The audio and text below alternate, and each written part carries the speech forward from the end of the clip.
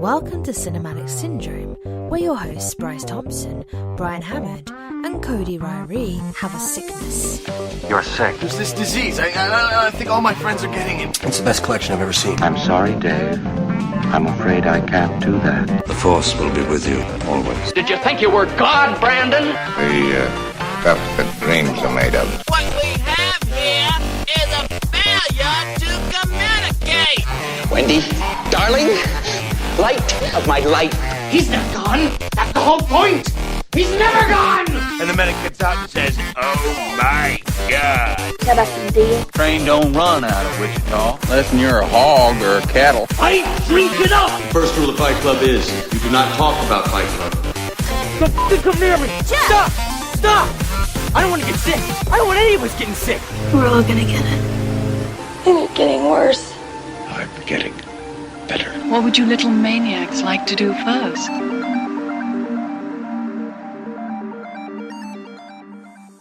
Welcome to Cinematic Syndrome. I am Bryce Thompson, here with Brian Hammond and Cody Ryrie. One thing I noticed last week in our little introduction thing is we really never said who we were. I'm the only one that said who I was, so you guys probably should. How about this? Introduce yourselves. It's because we need no introduction. You know, I think that's a pretty bold statement. I definitely needed an introduction because I'm the most pathetic person alive. No, I'm Brian Hammond. There. Well, there's my introduction. I can't follow it. Now I feel all anxious about it. I don't know if I can. Come on, Cody, say your name. Say your name. Everybody knows who I am. I've been introduced. I'm the third one who's now self-conscious about saying his name. So there you go. That's Cody. And it's Ryrie. Apparently in England it's pronounced Ryrie instead of Ryrie. So how do you feel about that? That's fine. I'll tell you this. I'm a happily married man. I'll preface it with that. But I think a woman with a British accent can say anything she wants to, and I'm okay with it. So yeah, I figured it would be all right. And we'd like to thank the voice actress who said our names and thank you for pronouncing mine correctly. I appreciate it. Hey, she didn't mispronounce it. She just put a unique emphasis on it. Okay. Yeah. I'm thinking of changing it officially. Yeah, so since we're speaking of accents, I don't know if I've mentioned this before, but I love, my favorite accent is Australian, like an Australian woman. And I love it when they go up burly Australian like that. Man. Yes, that's no, when they go up, like they always like end kind of up, and I just think that's the coolest thing. So actually, your name turns me on a little. I don't know. Whoa, this just went somewhere that was. Well, that seems like a perfect segue into something that you watched this week, Bryce. I did watch some movies that you could say turn people on. Wow. I'm so glad we went there. Not. Awkward. Anyway, yes. Awkward. So I finally watched the 50 Shades Darker movie. I wonder, I haven't looked it up on IMDb to see what its score is, but the last one got like a 4 something. So I should look that up just real quick. But if you guys should check them out, and I would just want to see what you think about it, because the first one, I have to admit, I didn't think it was horrible. Like, I didn't think it was a horrible movie. I'll run right out then with that that recommendation. Right, but I just think it's an interesting way to make a movie. Like, the story is okay. Like, it's kind of, I don't know. I don't want to bash it because my wife really likes them a lot, and she really likes the books. So, for my sake, I'm not going to talk horrible about them. Wise, very wise. But I don't think it's like a horrible movie. I do have to say the 50 Shades Darker wasn't as good as the first one. I liked the first one better than I liked the second one, because they're trying to like juice it up, and it's not really working. Excuse me. See, words are important. You don't use like words like that when you're describing 50 Shades trilogy or whatever. Well, there's lots worse words that we could use, but I think we'll avoid. Okay, so I may or may not have seen those two movies that you speak of, and had I seen them, I would say that the first one is like twice as good as the second one. It is. It is absolutely, yeah. The story flows so much better. I'm getting into it. I got to get some stuff off my chest that's bugging me. Go for it. I'm curious. So. In the first movie, you have Christian Grey. I don't know if you've read the books. If you've read the books, and I could be totally off base, that's fine with me. Comment on Facebook, and let's talk about it, because guess what? No one comments on Facebook. So let's get this conversation going. But, so you have Christian Grey, who's this millionaire guy who, I'm not even going to use the right words, but I feel silly even talking about the words because I don't know the right lingo. But he finds girls to be his, because he's like the dominant dude, and I don't remember what the girls are called. Submissive. Do you remember what they're called? Yeah, the submissive. Brian sheepishly says, let's see, submissive. Oh, that's right. But so he finds these girls, and he finds this the main character. I don't even remember her name. But okay, I promise I have never seen the movies or read the books, but her name is Anastasia Steele, and I don't know how I know that. That is true. That's true. Okay, it's just in the ether now. It's like Harry Potter. He finds Anastasia, and she wants to have this relationship, like touchy lovey-dovey thing. But he was like abused, and he doesn't want to do that stuff. He just wants to have this dominant, we can only do things in the bedroom, and even at that, you can't like sleep with me. You can't have like a real relationship. Like he's not into like real relationship stuff, and she doesn't like that. And so then she gives his way of doing the lovemaking stuff. She gives it a try, hates it, and like she's like way like against his lifestyle. And then in the second movie, she's like, she breaks up. They're like broken up. They're separated or whatever. And right at the beginning of the movie, and like 5 minutes into it, she like gets a call or something. I don't remember, but she contacts him, and they go, and then she's all of a sudden just like into it, and like, yeah, let's do all this crazy stuff because I love you now. And he's like, I don't know, it's just really cheesy, and it didn't really work. Well, because okay. If you're against something and then the next movie you're for it, I don't know. It was Here's the thing that I find so interesting with the whole phenomenon, because I mean, this is so crazy. It's kind of very low rent books, if I understand it, and I'm not trying to insult them. I'm just saying, I think they might have even been self published. I can't remember. Anyway, super successful. It started out as fan fiction for the Twilight series, right? Yeah. Oh, so really? I can't imagine more humble beginnings. We'll put it that way. Exactly. I find it so fascinating that it has taken such a hold in the culture, and the most fascinating part is it's taken such a hold in the culture on the female side of things. Because, I am an unabashed fan of a lot of what's considered to be female-centered, souled movies. I love Jane Austen stuff. I like romantic comedies that come out, whatever else. But the kind of key theme to all those, it seems, is you have the really good guy who's, kind of too quiet to say he's a good guy, or maybe he seems like he's a bad guy. And this comes back all the way to Gothic, romance.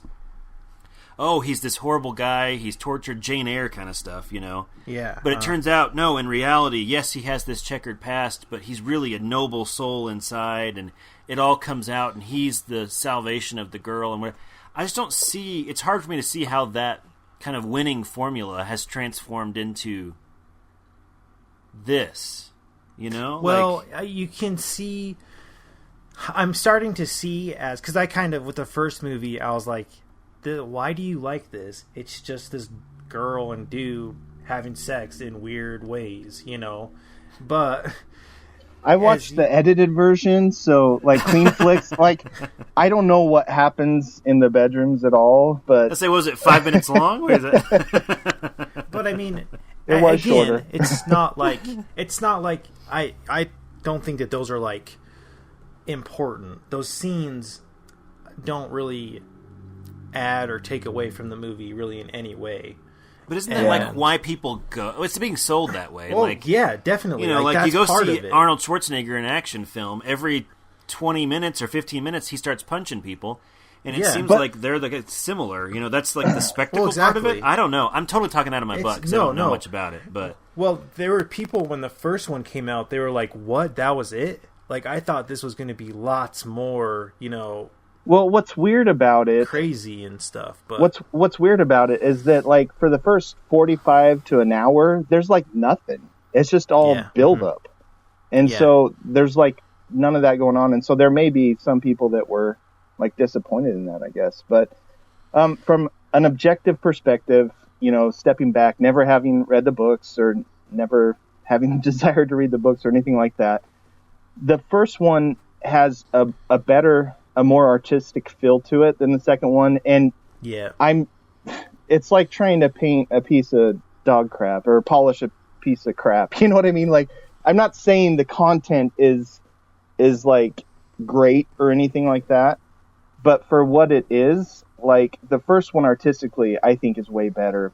And I'm not trying to offend anyone that really loves them or anything like that, but in tone, like even just the, you know, the filter that they put on it, like the color grading, everything, it's just like this gray dark tone, and it kind of has this kind of rich appeal to it.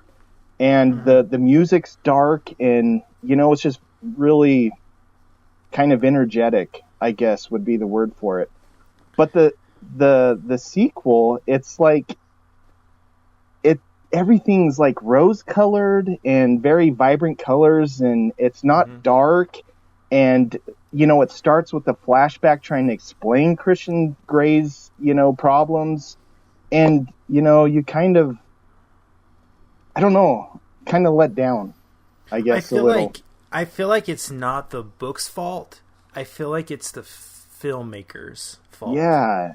You know what's interesting about that, though, is the first one was directed by a woman. I don't know if I'm bringing in gender is going to cause a storm here, but the first one was a female I think director. We've already offended everyone, so yeah, that's true. Go ahead. And the second one is a male director. I don't know anything about their histories, but I remember seeing and hearing about that and how... Oh, that is interesting. There was some conflict between the writer, the lady who wrote the books, and the first female director, and she has all kinds of control over it, and so she said, no, I'm going to replace... For the second one, I'll replace him with a guy that'll do only what I want and exactly what I want.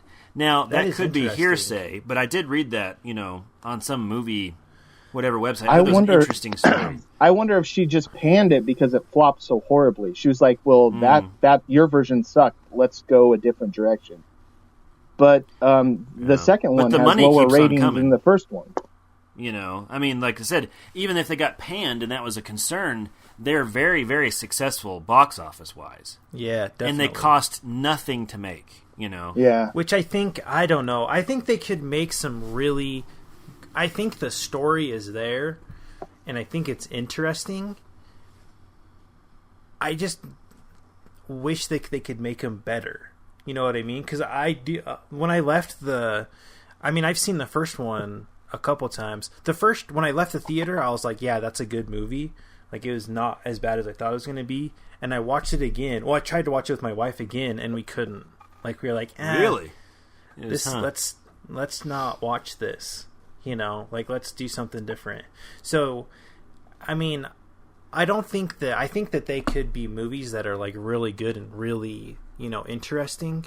But I also feel like they're gonna have to put more money and, you know, everything into them too.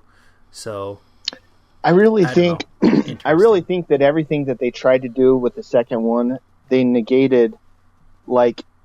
Which it's probably more true to the book, you know, like the, you know, they're trying to develop this relationship and work it out and compromises on both sides. And, you know, they meet in this middle, and I get that. That's real life. But like the first one, it just seemed like, I mean, you're explaining all the mystery. You're taking all the mystery out of it, all the passion, and I don't know, it just kind of fell flatter. I think, personally. Yeah, that actually makes a lot of sense to me, that they have... It's just this girl who is naive and doesn't really know a lot. And then there's this guy who has had a bad life and has gone through all these crazy, sexual experiences. And then they meet up together. And then, she has to make all these decisions if she's going to, be with this guy. And so it's kind of an interesting story to tell. But then in the second one, it just makes a weird jump for me. And I don't really... in tone, in color, in storyline, in relationship, in everything. And I get it. Yeah. I get that's the direction the author probably went, because I'm assuming the author is female. Is that correct? That's correct. Yes. Yeah. Mm-hmm. And so I get that, because, there are differences between men and women. Women, and here we're offending everyone again, but, women... Women like to know why people act certain ways, and wants to, define things and understand things and be emotional and, have that relationship. And so I get that that's the direction it's going. I'm just saying it's less appealing to me as a man, I guess. And so I guess that's why there's differences, right? I don't know. I think it'll be an interesting, I think there's only the three books. Okay, so that was going to be my next question, is how many of these things are there? This will be the last one, I believe. And so it'll be an interesting conclusion to the movies, to see how it all ends. So yeah. And isn't it whinier? It just seems really whiny, and everyone's just fighting and whiny, and I don't know. Anastasia bugged the heck out of me. I mean... She was really annoying. Well, Christian was really whiny too. In the second one, well, they were all just complaining all the time. I know. What's there to complain about? Isn't he a billionaire? I mean, but let's switch. Then he has these people these other past submissives that are coming, and because they love him, and Anastasia can't lock him down in a relationship because that's not what he's for. He's just, it's... I did kind of like that subplot just a little bit, that there was a past submissive that is broken. She's on the streets essentially, and, I can kind of get that, because if you're being showered with gifts and with money and, being whatever... and living in this mansion, I mean, when you're kicked to the street, hey, I'm done with you, that did have an impact on me. But if it were... So I did kind of like that subplot, but it was everything else. I don't know. This has been a very interesting discussion, but I will say this. It has left me with no desire to go watch the movies. So, well, I don't really think that there's... And that's the thing that makes me kind of sad for the movies, is because... I think there's potential there to be really good, and for a movie to if you are bored one day, to go watch, but not really. You know what I mean? Yeah, and I want to get some feedback from some female listeners, because we're just a couple of three dumb guys that, we don't get relationships necessarily and all the emotional stuff. But I mean, my wife, I talked to her about it after the second one, and she liked it. She got where I was coming from with the first one and explaining the differences and stuff. But I guess she's just more... Again, she's obviously not alone, because the movies are making incredible amounts of money. Yeah. So has your wife read the books? No. My wife and her cousin both read the books and were they freak out about them, and really. So I don't know. I don't understand what's there. I mean, it goes over my head. Yeah. But just on a film basis, and that's kind of where I've watched the movies, is just try to bring out my inner film critic, and I feel potential there. I feel like it's not being met, and that's sad. To see something that has potential to be something, and it's not being met. Here's the thing I wonder, though, and this is a fascinating question, I think, is let's say that you took this series of books that is what it is. Like I said, was it Twilight fan fiction at one point? I think it's amazing that it's so popular now and started off that way. So I don't think that's an insult. I think that's commendable. I mean, obviously she hit on something there, but you take something that's the kind of thing it is. And then if you were to change it enough that it became some kind of really interesting character piece that was extremely well done, I wonder if you would miss your target audience. Yeah. That could be. That could be. And again, I'm making all kinds of assumptions, but it would seem like to change the very nature of the material if you were to take it from something kind of schlocky. That's not the right word. I don't know.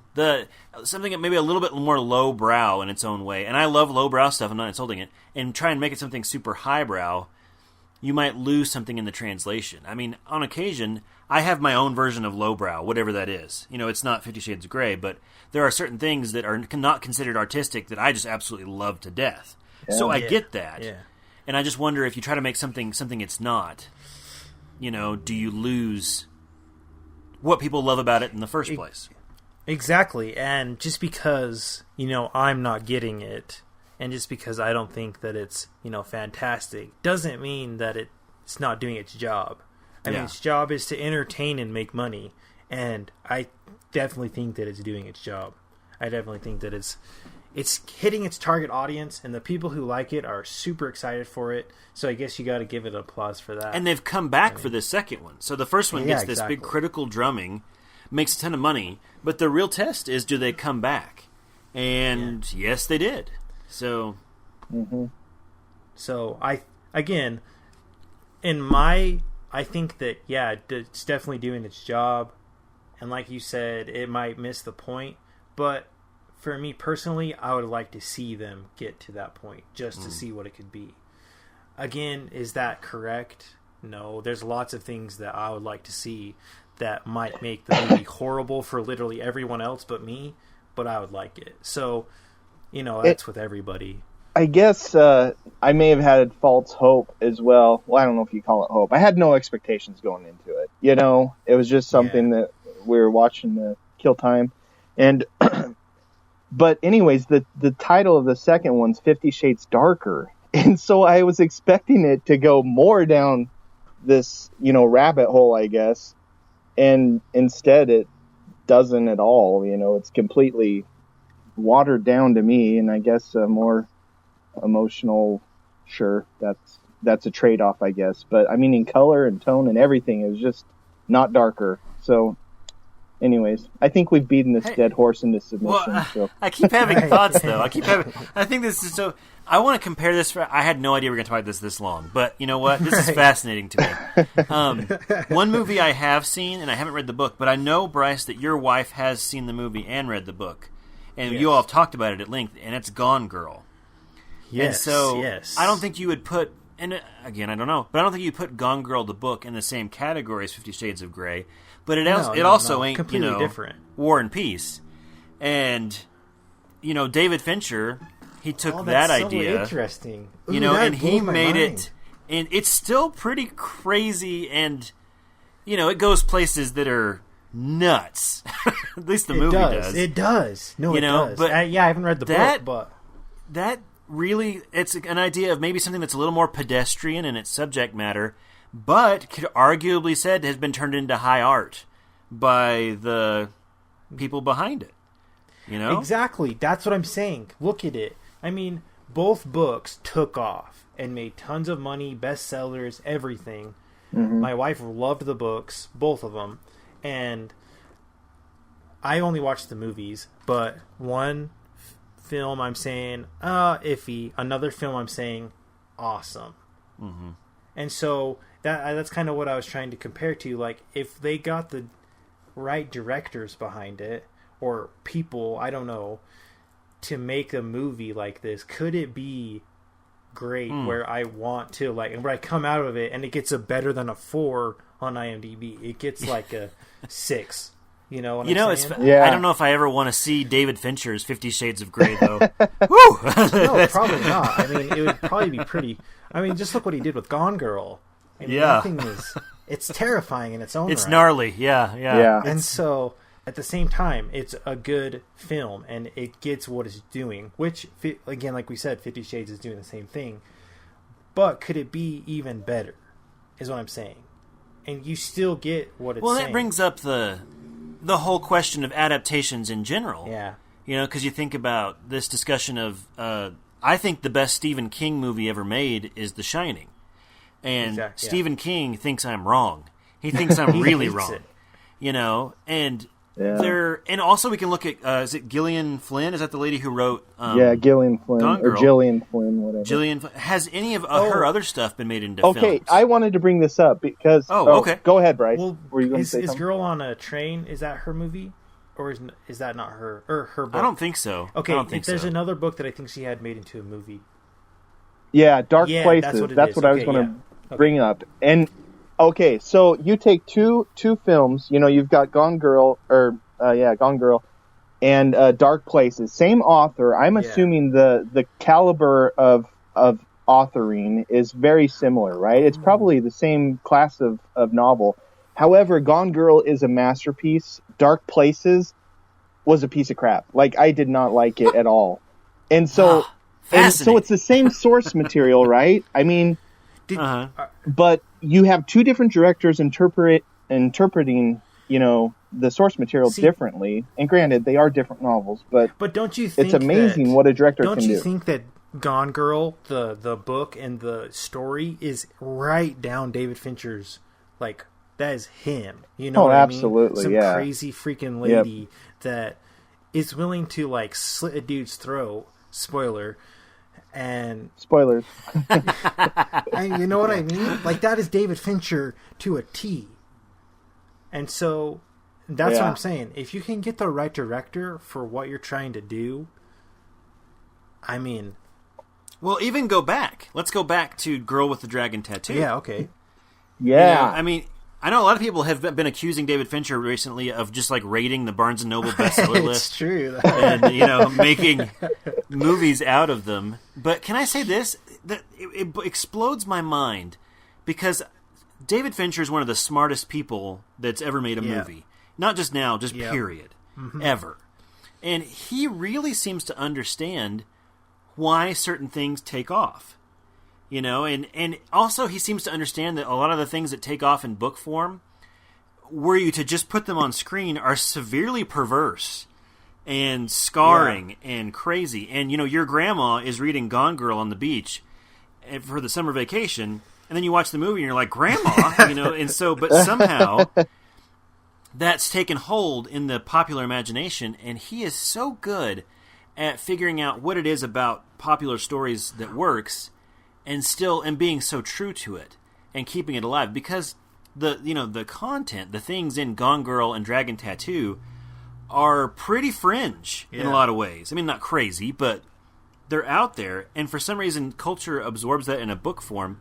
You see it in a movie form, and it has to be done super well for it to be palatable. Well, so that's interesting. I mean, there's lots of things out there that if like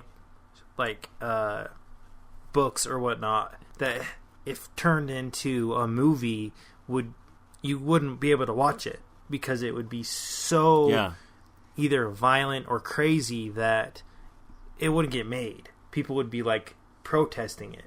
I mean, you can even take like the Bible. If someone made an actual like movie of the Bible, and it's called Passion of the Christ, but look at Passion of the Christ, and look what happened. Yeah. Almost NC-17. Exactly. Yeah. Okay, so let's take Jesus out of the fact and just make a movie about the just Bible things that happened. It's going to be so crazy that people are going to be like, no way. Yeah, we're talking incest and exactly to throw that out there. Yeah, hey, this is scripture. Crazy stuff. You know what I mean? And so reading it, okay, that's one thing. But if you're going to actually like, watch it, people are going to be like, no, you can't do that. And so, he. Well, what were you telling? You were saying, Bryce, that y'all are watching the new Dragon Tattoo, and somebody got up and like I believe threw it away or something. My mother-in-law, she threw the movie away. She said, "No, this isn't going to be in my house." Like, no. See, wow. And people seeing stuff on TV and watching stuff is, you can tell it's much more powerful. It's visceral. It's visceral. That's interesting because people always say that the imagination is the more. That's why people the people that profess books as being the the premier way to consume that media. I definitely consume. Agree with that, but I think like your imagination, you can do whatever you want with it. So like someone getting murdered, you can make that murder however you want, or something different. But if you're actually, I think your imagination has a a safety net. Yeah. It will sometimes stop itself from going too far. Too far. But if you're in David Fincher's hands, there's no safety net. It's gone. And what I find interesting is. So a guy that I work with... Unless you're in the game. Sorry, right. I just have to throw that out there. It's too perfect. Yeah, that's true. A literal safety net. Yeah, very good. A guy that I work with, he was talking about these movies, A House on the End of the Street or something like that, the one with Jennifer Lawrence in it. And I guess there's a big rape scene in it. And he said, no, like too far. Whoever made that movie... That's not the Jennifer Lawrence one. It's not. Yeah, you're thinking Last House on the Left. Okay, yeah, that's the one I'm thinking of. Wes Craven. Whatever it is, I don't know what the movie was. I haven't seen it, but he said too far. Like whoever made that movie needs to be put in jail. Like it's just too much, no good. But then you'll hear about like the stuff that he talks about and the stuff that he like listens to, and you're like, okay, but this movie is too far, but all that other stuff, is okay, and you can definitely tell that there's people, the visual aspect of actually watching something is much more powerful than, reading something or and let's go even deeper with that, because for me, it's more visceral and it can be more objectionable because I know somebody had to perform it. Yeah. That's true. And somebody had to get in that headspace and really try to make that real, and that can be something that troubles me more than some guy sat in his writer's office and imagine something and typed it up. Because there can be maybe the potential for not, I'm not comparing it to actual rape and abuse. It's a very different thing, but, it's an uncomfortable thing to consider. Definitely. That you're going to perform those scenes out. We talked about this last year with Beast of No Nation. How, those little kids are having to perform these acts, and I don't know how they filmed it. I didn't ever look that deep into it, but watching it, I'm not thinking about that. I'm just thinking that these kids are doing these things that little kids should not be doing. And I wouldn't feel comfortable with my little girl, watching that movie at that age that those actors are, acting that out. So they actually just have to act. And also, though, well, I don't know. Let me guess if I know what Brian's going to bring up next. But I don't know. Well, maybe we'll see. But the little kid who was in The Shining. Yes. I was going to talk about that. Yeah. Exactly. Okay. Well, I was channeling Bryce. I was getting a signal from someone, but it wasn't from Brian. It was Bryce. Yes. But he didn't even know it was a horror film that he was in. And so that's what I said. Yeah. You don't know how the director did it. But watching it, you're like, dude, that kid's going to be jacked up for the rest of his life. Right. Because you don't know. We do know from numerous celebrities that the act of lovemaking on film is completely different. There is nothing sexual or passionate about it. It is the opposite of that.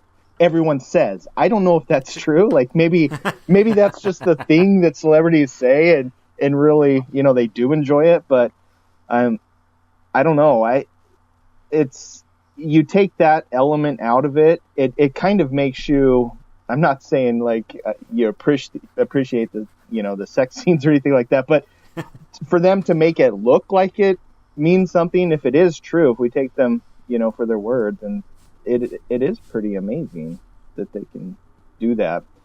And also like the murder scenes and all that, when they channel that passion that's real, and that they're just on some soundstage somewhere, or there's 100 people surrounding them. It's pretty amazing. It's also amazing that there's not like more, celebrities, actors and actresses that have just gone crazy, that have just like completely lost their minds and are just out in the world, or even in prison because they've just gone, bad. To keep with the Shining theme, let's talk about that for a little bit. We've got Wendy that went through Shelley Duvall that went through hell on that set. I mean, in utter tears. It totally destroyed her life, really. I mean, she is still a wreck. And so that's a great point, Bryce, because I think it can be done.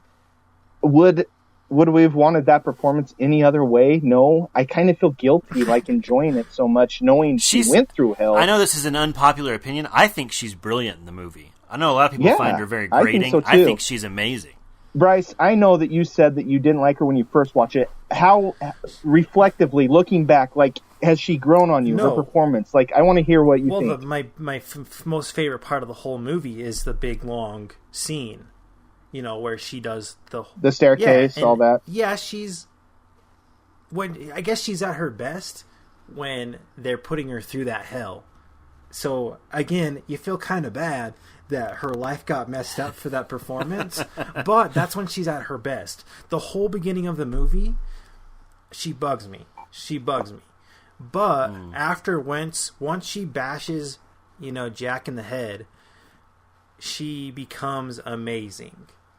And it's just, she's great. I mean, she really is. She really does such a good job at being terrified. Like, I really believe that she was probably terrified when she was making that, because she just does such a good job at, being terrified. Well, and that brings up the other half of the thing, because I think you brought up a good point, Brian, when you said that when people have, the sex scenes or whatever, that it's the least sexy thing in the world, and I understand that. But then that crosses over into the idea of a sexual assault scene or a rape scene. Uh-huh. And I know hearing, I'm going to butcher the name, but the guy that they got to play the rapist in the newest Girl with the Dragon Tattoo, Yorick von Wageningen. He was in New World too. He's a great actor. Anyway, he talked about how when he got the part, he was like, "Great, I'm in a David Fincher movie." And then he heard an interview with David Fincher where he said, "Look, there's a lot of really hardcore content in this movie, and I'm going to play it straight, and we're going to show it for what it is." And he said, like, he had this moment of sinking, like, "Oh my gosh, what have I gotten into?" Yeah. That would be crazy. I think about that, you think about not only the horrible headspace you have to be in to perform being assaulted, but then the horrible headspace you have to get in to do that kind of assault. Yeah. And then specifically add on the top of the layer that they probably had to do it 98 times to satisfy David Fincher's take count. It really it makes me, it's an interesting question for what is appropriate for art to portray something, because they're not portraying rape as a positive thing. Oh no, that's obviously, in my opinion, immoral. As if you're like, yeah, rape's great and people really like it. That's horribly wrong. But if you portray it as the horrible thing that it is, I don't know. It's a much more gray area. Yeah. And I'm sure you mentioned that guy that played the rapist. I mean, when they yell cut, if it were me, I'd be, I'm sorry, are you okay? Get up, and help her up. And it must be an uncomfortable, situation. You must feel awkward. I heard that he would go back to his trailer and cry a lot. Really? It was just tough on him. Because, a lot of people who act are very good at being in touch with their emotions. That's why they're good at what they do. Yeah. And I can't imagine if you were already sensitive and then had to... that's tough. Which I couldn't think do it. It's so fascinating that this conversation... Because one thing that fascinates me is the mind and how it works. And like I said in the... first show, when we were answering the questions, my two favorite books were The Sociopath Next Door and On Killing, both about the mind. And I can't imagine, I imagine that, murdering someone, actually shooting someone, is lots more powerful in your brain than just pretending. Because, sure, it's different, but you still have to be somewhat in a mindset, I would imagine, to make it effective. Especially something that's up close. I've never seen a movie filmed or done anything like that. But again, this is just my viewing of watching the final product, and I can't imagine that. Well, and can we say this? I thought the act of being a villain, of playing somebody who has, lethal intent or whatever. Sometimes people seem like they're having a blast. Alan Rickman always seemed like he was having the most fun in the world when he played, the Sheriff of Nottingham or whatever else. And the same thing of Jack Nicholson in The Shining. I don't know how much fun it was, but he makes it look like fun. He does. He really makes does. it look like it's but then good old time. Yeah, exactly. I want to beat my wife's head in too. It looks so it's like jolly fun. But and you compare that with the experience that Jessica Chastain had on Crimson Peak. Yeah. And I remember hearing her talk about a discussion she had with Tom Hiddleston. She's like, I don't get this. She's like, when you played Loki in the Avengers, you talked about how fun it was. She's like, I'm not having any fun at all playing this person. And they'd had this discussion about how, well, it's all about the character. Is your character enjoying being evil? No. Jessica Chastain's character in Crimson Peak is a tormented individual. And that comes out. She's brilliant, and I think she's really good. But it's not fun. So she probably had an aha moment, huh? Which, I think that's very, very interesting. I don't think her performance would have been as good if she was having this wonderful, fabulous time. Because, that's not her character. Her character isn't having fun. She is a horrible, person who is tortured and is not having a good time in her life. And also, another example of that is on Mad Max. You can hear throughout all the interviews that it was a hard shoot, and everybody was frustrated. And everybody, was frustrated with the filming of it. They didn't really know if it was going to be a good movie. And then once they saw the final cut, they knew that this was awesome and a great movie, and George Miller wasn't just some crazy dude that had him out in the desert, but he was actually a mad genius. And I think that's really important to the whole making of the movie. I know we're kind of all over the board. This is the most random show we've ever done, seriously. But along that line, so in Dark Places, going back to the Gillian Flynn, however you pronounce it, that novel that got made into a movie, Charlize Theron was the star character, right? And so, the source material's good, or I assume, that it's good. The actor or actress is putting their all into the performance, right? They put so much faith into that director and the editor to make sure that everything, flows how it's supposed to, and it just makes me wonder if they ever get to the red carpet premiere where they look and they're just like, wow, that was shite. You know what I mean? It was just horrible. And you don't hear about that much, and maybe you do. Maybe I'm not a news hound like some of the other people out there, but I mean, I wonder what it's kind of a weird dynamic. I wonder what happens in that moment. You're up there, and because I don't imagine that the actors and actresses are involved in the editing of the movie, and so when they go to the premiere and they see this movie and they're like, this is absolutely horrible. I wonder what happens in that moment. I wonder if, have you ever heard of a movie that has gone to premiere and then not been released because people were like, this is horrible? I don't know if I've ever heard of that before. Yeah, so I don't know. I think that it's, I'm sure it's probably happened, and I think I've actually heard of a few films that have found their way through purgatory to finally get released on DVD or Blu-ray, but they didn't get released theatrically because of how it happened. Oh, that is interesting. As far as specific titles, I couldn't tell you right offhand, but I think it does happen. And that's those straight-to-video releases that we see, probably. But it just has to be so disheartening for an actress or an actor to see the premiere. And a lot of that can just come down to the actual editing of the film. I mean, a lot of that can hinge on the editing alone. If it was given to a different editor, it could have been a completely different product, even though, all in how it was cut.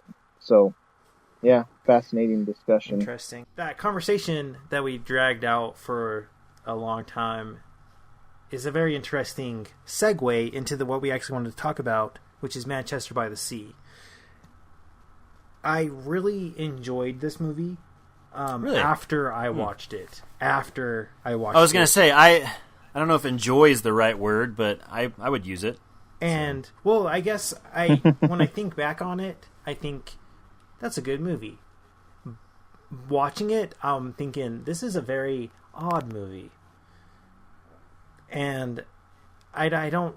It's hard to explain. Very difficult to kind of get, the right adjectives for this movie. I can't imagine, just kind of, we're going to just drag that conversation right back into this. I can't imagine, the mindset that Casey Affleck had to be in to make this movie. Yeah. I mean, I would like to know how long they filmed for, but you have to be miserable for that whole time, I would imagine. Yeah. Because, his character the life is sucked out of you. Oh, yeah. Well, and let's think about, too, the scene... All right, spoilers. We're going to have to get into spoilers. There's no way to discuss this movie without getting into spoilers, I think. And can I say this? If you haven't seen this movie, I don't know how to sell it to you. Because anything I say to describe the plot or the characters is going to make you not want to see it. And it shouldn't. True. It's really good. Just watch the movie. Yeah, watch it. I mean, it won all kinds of awards. That's what awards are for. I think awards are to, hopefully, in their best form, bring attention to work that doesn't sound like you want to see it. And then you're like, oh, I guess I will. So, yeah. All right, spoiler alert. We're talking about actors having to be in difficult situations and getting into bad headspaces.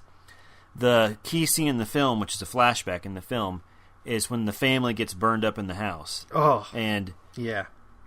The acting by Casey Affleck and especially Michelle Williams in that. It's so good. I don't know. How do you get to that primal... I think you have to have this in you, like, all right, I'm going to be not afraid to go there.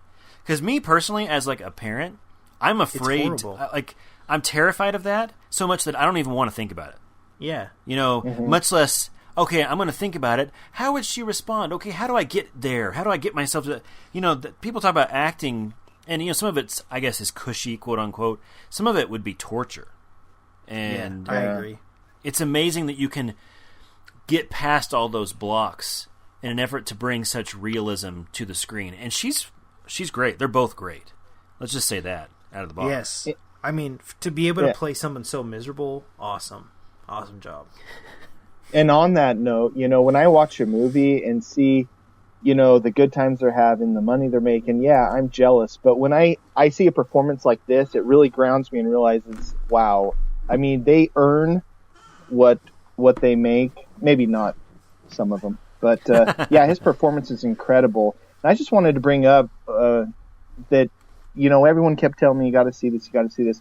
But it's really sad. Really sad. And it's sad, but it didn't have, and I don't know if it was the state that I watched it in, because there are sad things that happen, but I wasn't, like, crying through the movie. I didn't cry at any point, which I'm a crier, I'll openly admit. When a scene pops up that makes, pulls on those strings, I cry, or shed tears. You what it feels like. I'm not like bawling, but I'm trying to make it more masculine, aren't I? Trying to make it sound a little bit, anyways. But this movie, it is sad, but there are moments of humor in it, moments of things that are funny that I actually laughed out loud about. And I think is really good. So my overall performance, before I get into spoilers, people, is that go watch it. It is sad. It's heavy material, but I think it does serve a purpose, and it's important. So, Did I interrupt someone on that? No, you're good. I think one thing that I thought was interesting is I really liked all the acting. I thought was really good. And I really liked the kid, Patrick. I thought he was a very interesting character. And the little kid, he was kind of annoying. But the older kid, when he grew up, he wasn't as annoying. And I really liked how he's just like a normal teenage kid. And he has all his things that he's doing. And then, this craziness happens in his life. But he's kind of prepared for it because they kind of knew this was going to happen. Yeah, his dad's been sick for a long time. Yeah, and so it's not like a huge thing. It's not a huge thing. And, the biggest thing for him is that he's going to be, stuck in a freezer, for so long. That's what bugs him so much. It's not that, I lost my dad and I'm so distraught that I don't have a dad anymore. It's because he's already gotten past that. You know, he's dealt with those. I thought that was brilliant. I thought that was funny. Yeah, like hilarious. The whole freezer thing. It's really good. And like the whole car scene when they're talking about, let's just keep him in here because he can just, it's so cold. I thought it was all done so well, and to see someone that's so miserable it's great, because I think that there's lots of people out there that are like that. This was a very real movie. You know, there's people who have, you know, those horrible jobs that you have to just maintain stuff.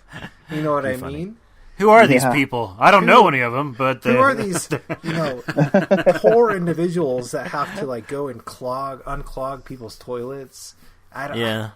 You know, those. Can I just say, like, is Casey Affleck like a male model and I didn't know it? Because every single woman in the film is like swooning over this guy, and don't get me wrong, he's a handsome dude, but that's the only, like, not the only complaint, but I didn't get that. Like, why everyone was falling over him? You know what I interpreted that as? There's this real, like, and again, I don't know why this discussion is so on gender and, like, generalizations that do not apply to every person of every gender. But I have known a fair amount of women in my life that are very attracted to the sad, quiet man that needs to be fixed, that needs help. The projects. You always hear about the project people. Yeah. Yeah, and like I said, he's not ugly, you know. It helps that. That's what I got from all of those, was they were all women that, you know, they saw him and they thought, well, just with a little bit of tweaking, he'd be perfect. But the thing is, the women that act that way are not from his hometown. They do not know his history. That's true. They don't know the story. Also, another thing that I find is the one girl's mom is like, ooh, I kind of like this guy. And then she tries to have a conversation with him, and she's like, no, I can't do it. It goes nowhere. It is so painful to watch. Yeah. You're like, Casey, pull your head out. You know, it's just so frustrating, and like, yeah, it grates on you. And I mean, I don't know if this is a good thing to admit, but I kind of understand. I kind of got him in that aspect of, like, you know, I don't really want to talk to this lady, and so I'm not going to. You know, I kind of got that because, you know, there's always times when, like, small talk.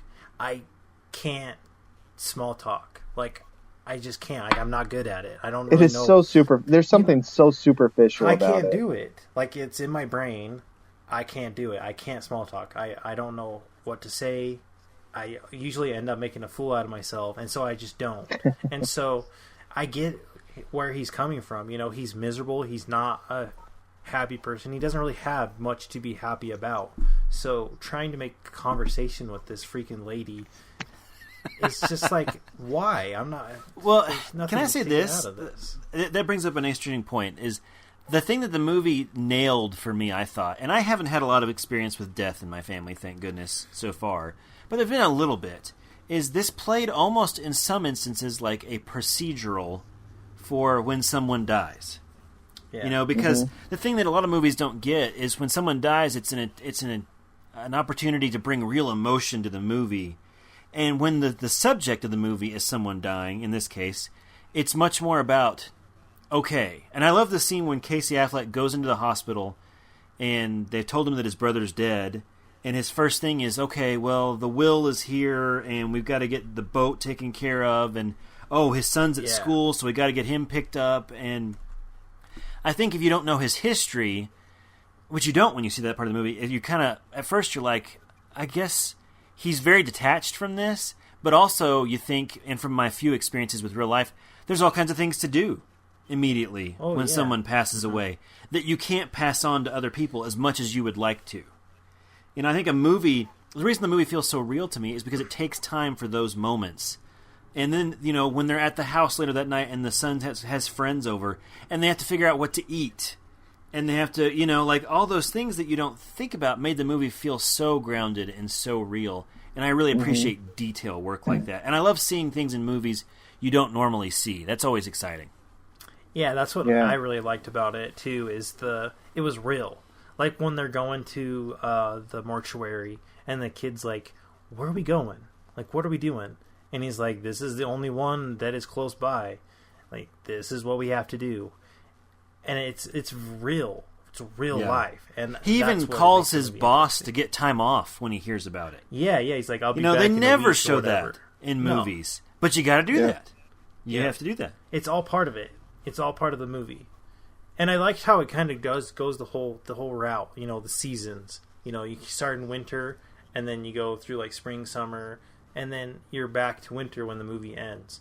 And I really like that. It's kind of like a year in this guy's life, miserable life. It is really interesting. I like that you mentioned a procedural, Cody, because it does really feel like a procedural of grief. Like this is a perfect example of someone, going through a traumatic experience and not coming out good on the other side. I think innate in our human, psyche, we long for redemption. We long for people who better themselves, who can pull themselves out. And this is just such a nice snapshot into real life, where not everything ends like a Hollywood ending. Not everything ends, with flowers and roses. There's real pain, there's real suffering, and people heal at their own rates and their own speed, or not at all. Sometimes, or not at all. And I just think I think this really is a masterpiece. And the more I think about it, the more I grow on it. I'm not saying I'm going to revisit it all the time, but I don't think we even mentioned who directed it. Kenneth Lonergan, is that how you pronounce it? Yeah. He directed it. And I think he did an excellent job. There are some people that, kind of complained that there's a little bit of clunkiness to it. Yeah. That the transitions to the flashbacks were abrupt, which they are. It took you some time to figure out what was happening here. At what point are we looking at now? It was very abrupt. It was just a cut. And all of a sudden, you can piece it together eventually. But, I can understand why some people might say that, it was a little clunky. But I think that was actually brilliant. Those flashbacks, how it just transitions to them instantly. I really enjoyed that. And I thought that was a plus to the movie. And I think it goes along with the realism of the film, because you're with this guy. Like the only thing that they didn't do to make you with this guy is like make it first person. Like, because you're with the guy the whole time, and so if something reminds him of something, it's not going to be like this magical transition into this flashback. He's just going to start thinking about it and reliving it, and so. That kind of goes with the realism of it all. And the most chilling part, I don't know, the kid dying is like horrifying. But then when he's sleeping on the couch after he, gets destroyed in the bar fight, and the little girl's like, "Am I burning? Am I burning? Am I burning?" And he's like, you're like, "What? This is horrible." And then he like reaches up to like, "Oh, she has a fever." And then he like realizes like, "Oh, okay, there's a fire in my house." And I was like, "Are you kidding me? This house is going to start on fire too?" Like, he's had enough fires. Like really? But I think I felt a lot of identification with him, and this is totally personal, but he starts off going to work like I go to work and doing my job. Yeah. That's what I do for work. And they nailed that, like, to such a degree that, you're going there and it's you're like, so well, talking to somebody, and you're like, well, if we replace this part, it'll stop leaking. I was like, should I replace the whole thing? Well, you can if you want to. I can't tell you. Well, tell me what you want. Oh, I don't know. That is my life. Yeah. It's brilliant. It really was.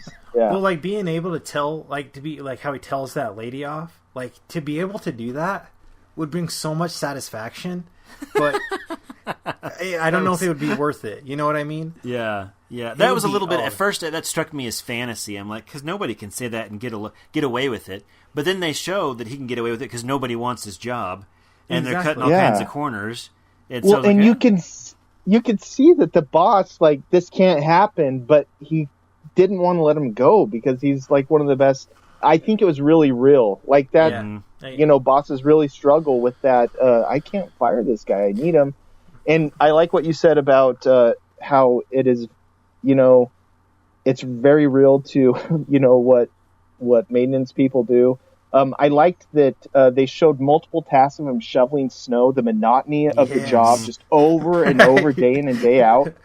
I mean, the fact that he lives in this basement, this bare bones basement with hardly anything in it.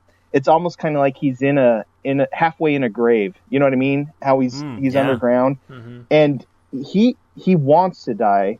You can tell that he's thought about it multiple times. But one thing that I really liked was the scene in the police station, where he grabs the gun and from the cops. And what I liked about that is just a snapshot, because we're seeing he's quiet. There's no emotion from this guy, right? There's no emotion from Casey Affleck, hardly at all.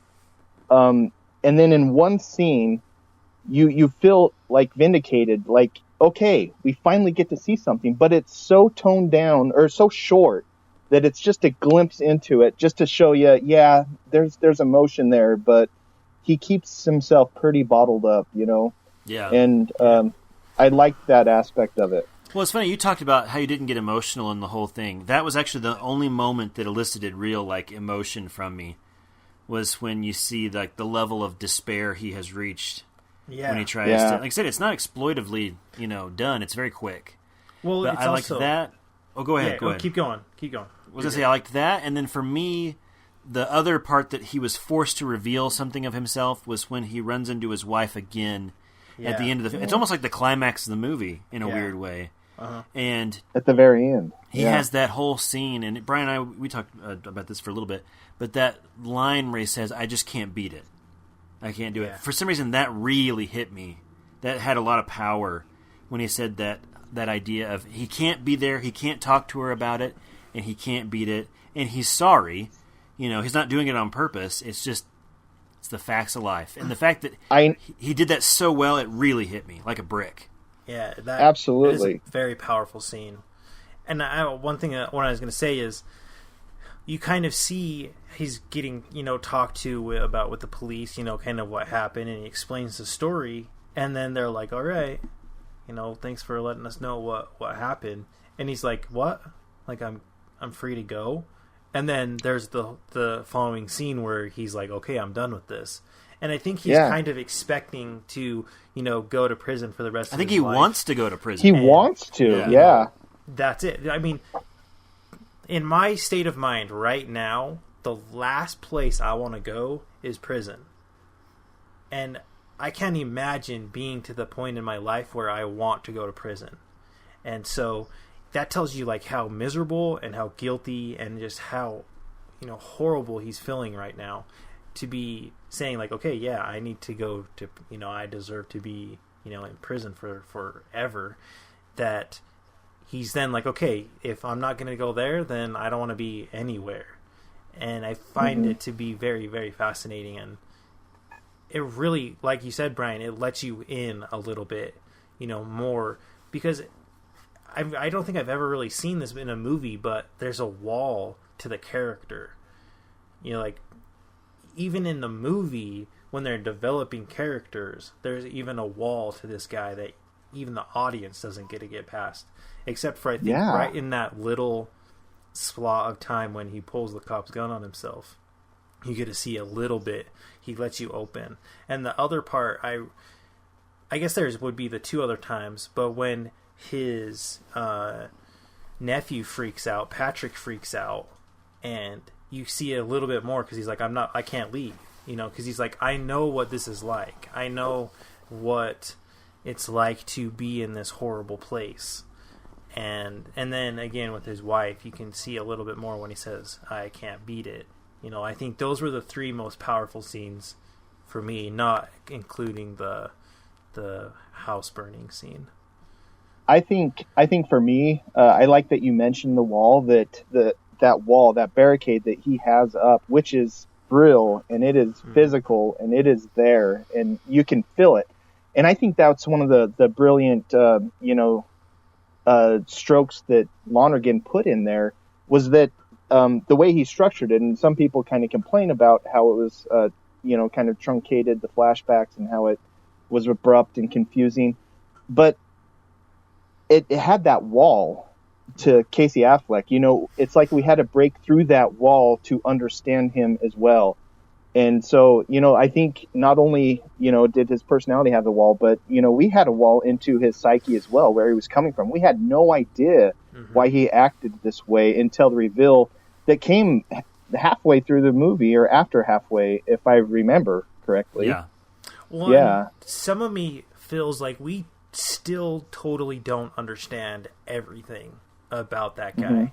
Because, there's lots of people who I feel like there was lots of rumors that surrounded, everything, because he won't even stay in the same town to take care of his nephew, which you can tell he cares about and really, cares about. But this tragedy that happened, and then, you have the one lady who is like, I don't want him around here, ever again. Yeah.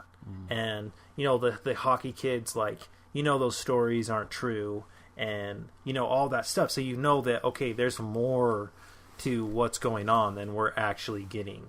Well, and I think... And even if that... Go ahead, Brian. Go ahead, Cody. I was just going to say, even if we don't, even if we don't think that people gossip that way, even if they don't gossip that way, which we all know people do and talk that way, you can understand where he's coming from, having never gone through anything that... traumatic or scandalous, or however you want to call it. You can understand him not wanting to be in that town at all, just wanting to get away, just feeling like people are talking about you, even if it's not really happening, just being there, knowing that people know what happened, what you did, that you were the catalyst for all of your children dying in a fire. I mean, you get that. You understand where he's coming from and why he doesn't want to be in that town, why it's so important for him to be away. And I think that's another real factor to this movie that it portrays correctly. And even if people were nice to him, the fact that happened there, you're going to want to get away from it too. Well, that's the unspoken thing in every conversation he ever has. Yeah. Is in the back of their minds, they're both thinking, they're thinking you're responsible for all your kids dying. And even if the conversation is just like, oh, hey, how you been? What's going on? That's all there. It's there. Constantly. Yeah. Constantly. Constantly. And that would be unbearable. Well, one just last like thing. Just like the hockey coach. Just like the hockey coach. He's like, that's Lee? Oh, okay. And he's like, oh, this is the guy. Now I got a face to all the stories or whatever. Yep. And so it's always there. It's a constant thing, whether or not people have good intentions with it or not, which they don't always.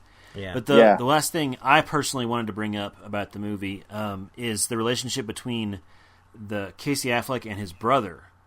Yes. Played by the dad from Super 8. There's my lack of research for you. No, it's Kyle Chandler. Kyle Chandler. Yes. Yeah. Good actor. Excellent. Yeah. I think he lives in Texas, too, which is interesting. Anyway, all side notes. But again, this is another very personal thing. A lot of this movie felt very oddly, coincidentally personal. Because I have an older brother. It's just me and him. And he's the one that, has the master's degree and the super high-paying job, and the one that everybody, it's that kind of a thing. And then I'm the younger brother, and of course I have a family and stuff, but with the little bit more blue-collar background. And they, again, the reason I bring it up is because in my own experience, they did it very, very well. There's not a lot of animosity there. In fact, there's no animosity there, really. There's just, a good, long relationship, but there's differences in the way people view themselves and each other. And it's all, again, like the whole movie, it's all very quiet. It's the scene that does it perfectly. I don't have to say anything about it besides tell you the scene, and it's a perfect exemplification. When Casey Affleck's family dies, and he moves out, and he gets a job as the maintenance guy, and part of the job is the apartment. His brother's the one that comes with the nephew and looks at the apartment and says, well, are they treating you right? Is this being fair? And he's like, do you have any furniture? And he's like, no. And he's like, all right. And then he goes and buys furniture. The older brother, that is a perfect encapsulation of my experience of the older brother, younger brother relationship. Is this kind of unspoken, well, I'm still looking out for you. I know you're an adult. I know you're doing your own thing, but let's make sure that you're taken care of, and that's still part of my job. So well done. So incredibly well. The whole thing, again, just reeks authenticity. And again, like I said, it's hard to describe it in a way that people want to see it, but I hope that once they do see it, all those things will ring true for them too. Because that's the highest thing in a lot of ways that a movie can do, is you can watch it. I know I've mentioned this before, but for me, I can watch a movie and say, hey, that's me, or that's somebody I know, captured perfectly. And this movie had multiple moments like that. Well, I think that's what makes... we've talked about this before, but that's what makes a movie good, is when it's relatable. And this movie is very relatable, whether it's positive or negative. I mean, everybody goes through horrible things and tragedies, whether in some way or another. Others are worse for other people and whatnot, but we've all been to a place where we're extremely sad, or where we can relate to this guy on some level of, I'm miserable right now, but I also can see why people wouldn't like the movie, because it is so real, and it is talking about things that aren't fun to talk about. It's not escapism. No, exactly. Absolutely not. And that's what most movies are for, and that's why people love the Hollywood ending, where instead of the baseball player, instead of getting struck out, like which would normally probably happen, he hits the home run and they win. And this movie he definitely gets struck out. And but it's real life. The movie is real life. And I mean, the very ending of the movie, he does what's best for what he thinks is best for the kid and himself, and he lets those people adopt him, and they just move on with their life. And that's what I think is so brilliant about the movie, and kind of get to see the year in his life is, no, it's not a big Hollywood ending. The kid doesn't move to Boston and become, some famous person or something like that. No, he stays in the city and lives his life, and their lives keep going on. We just don't get to go along for the rest of their journey, which I think is so interesting and such a good way to make a movie. And it's miserable. The movie is hard to watch at times, and could even be boring, you could say, but it's still a very good movie in the fact of how they made it and how good of a job they did making it real life. Yeah, I think so. I really liked, you talked about the ending, the bookends, it starts on a ship and ends on a ship, but I really like the introduction where it has the uncle with Parker on the boat, and he's trying to get him to say, "You'll come with me." And I just found that very profound, that at the beginning of the movie, it's setting up the whole premise for the movie at the very beginning on the ship. Who would you go with if you had to choose? And some people might say that's a little too much on the nose, but I thought it was subtle, because I didn't know the direction it was going. I didn't do any research when I went into it, and I thought that was nice. But the relationship between between Casey Affleck's character and Parker, and I'm mixing up actors' names and character names. I know that. I apologize, but hopefully you can follow. But between Casey Affleck and Parker, there was one particular scene. I don't remember exactly what was happening. I think they were driving, but Parker had a question, or he kept saying, why this, why that? And it may be while they were going to the morgue. That could be. But if you notice, Casey Affleck had an answer for every single question, where most parents or parental figures, might get a little frustrated with that and might, turn it down. What's cool is he has the seeds to be a good father. He's just gone through this traumatic event that has totally derailed his life. He is in a state where he cannot function anymore. Even though, he was a good father, he has, good intentions. And I just really like that dynamic. And also, I like to look for redemption stories in films. It's just such a neat thing to watch people, progress. And one thing I noticed was that Casey Affleck, you're expecting this redemptive story with him, and you don't get that.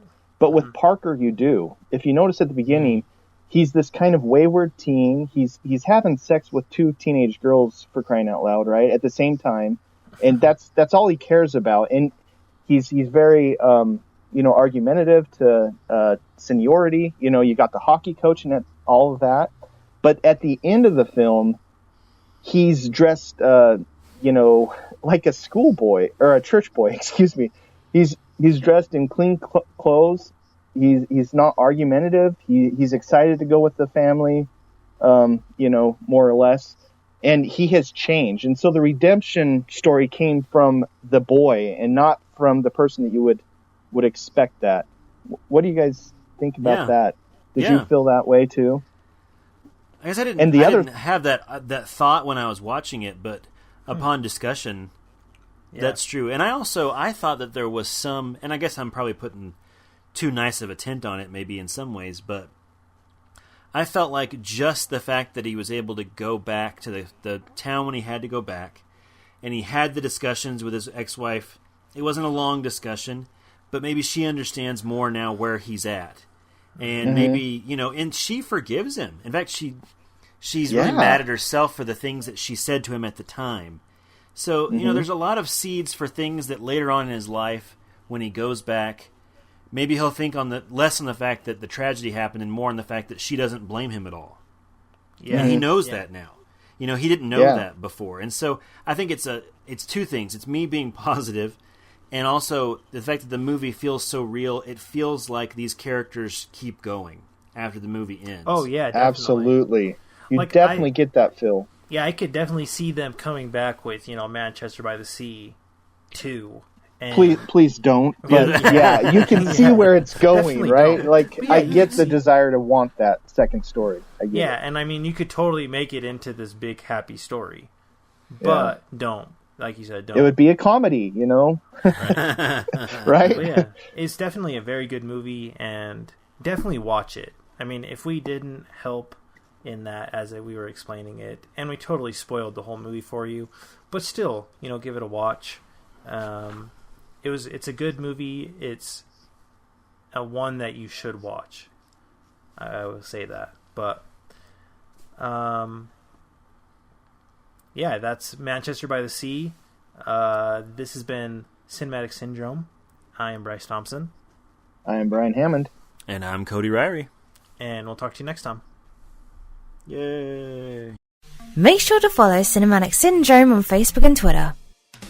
The following views, opinions, and commentary are the sole property of the Cinematic Syndrome podcast. Any unauthorized reproduction without prior consent is prohibited. Any incidental music, audio clips, or film trailers are used for the sole purpose of film criticism commentary, as allowed under the Fair Use Act.